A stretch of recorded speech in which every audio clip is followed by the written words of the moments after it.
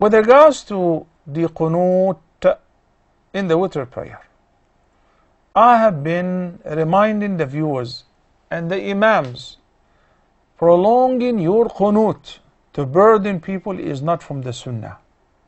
The Sunnah is to recite supplication in the last rak'ah of Witr, after rising from ruku' or before making ruku', but make it short and brief. It shouldn't be chanted as a song. You shouldn't treat it as a song, you sing it. Okay?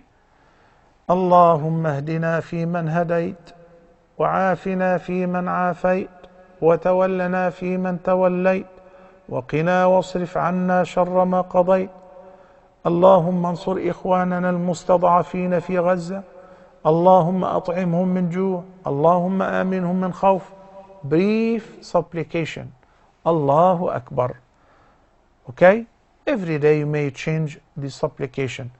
But to make it long, as some people take 40 and 45 minutes, this is clearly not the Sunnah of Prophet Muhammad sallallahu alaihi wasallam.